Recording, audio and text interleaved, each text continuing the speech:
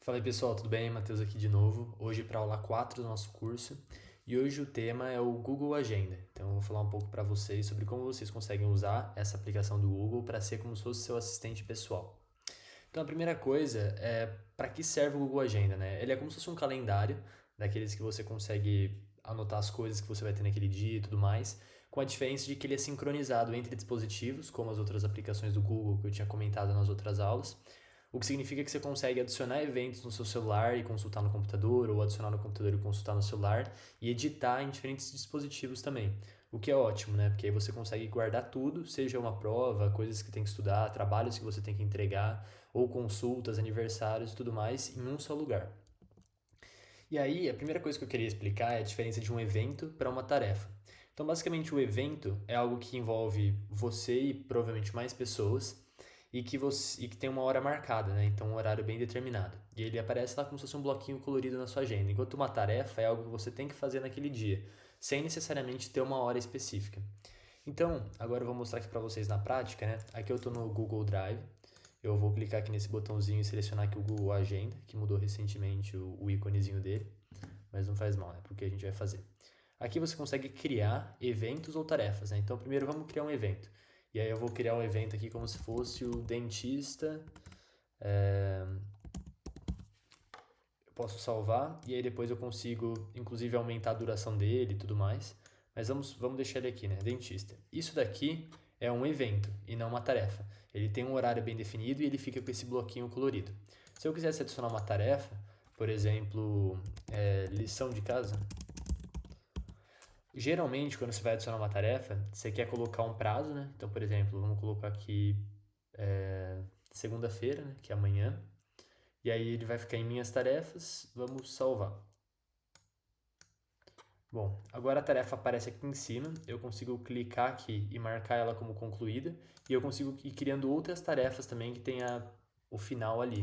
Então, sei lá, trabalho. E aí agora eu consigo adicionar o prazo para amanhã e ele vai aparecer aqui, né? Então, aqui tem trabalho e a lição de casa. Enquanto que eles estão aparecendo aqui também, porque foi no horário que eu criei, mas o que importa é que os eventos vão sempre ficar aqui na sua agenda e aí facilita para você se organizar, enquanto as tarefas, ela foi criada aqui, então é como se eu fosse fazer ela aqui, mas a data de conclusão tá para segunda-feira. Então eu poderia, por exemplo, pegar e colocar, eu vou fazer a minha lição de casa das 5 às 6, e aí depois eu vou fazer o trabalho das 6 às 7. Mas aqui também fica anotado que a data de conclusão, ou seja, a data de entrega dessas duas coisas é amanhã. Então, se às vezes, sei lá, faltasse tempo para fazer o trabalho hoje, eu posso jogar ele para amanhã aqui das 5 às 6 também.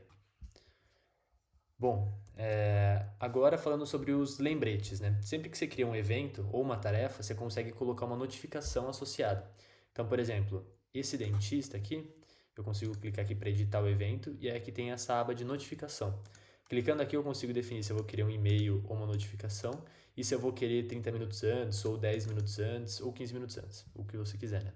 E aí eu posso inclusive adicionar mais de uma notificação, né? Então eu já tenho uma que vai me avisar 30 minutos antes, eu posso criar uma outra que vai me avisar, por exemplo, 2 minutos antes, que é só para eu lembrar de fazer mesmo. E aí eu salvo e aí eu vou receber uma notificação 2 minutos antes de chegar aqui às 3 da tarde. Bom, outra coisa legal é você organizar a sua agenda por cor. Então, por exemplo, quando você tem várias matérias na escola ou na faculdade e você quer se organizar, é interessante que você faça, por exemplo, toda terça-feira, das 2 às 4 da tarde, eu tenho aula de. Opa, das 2 às 4. Eu tenho aula de cálculo, por exemplo. Então, eu coloco aqui cálculo. Eu coloco que eu vou querer terça-feira e toda semana, né? Então, aqui, ó, cada terça-feira.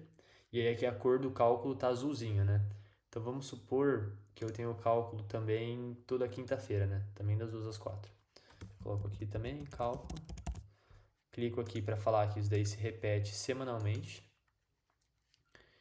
E aí pronto. O cálculo está nessa cor azul. E aí eu consigo criar outra matéria aqui, por exemplo, GA, Geometria Analítica. E aí eu vou trocar aqui agora a corzinha dela, né? Então eu vou colocar, por exemplo, a Geometria Analítica. Eu vou deixar nesse vermelho. E aí se eu fosse ter aula de Geometria Analítica na sexta aqui também, eu posso pintar essa aula também de vermelho.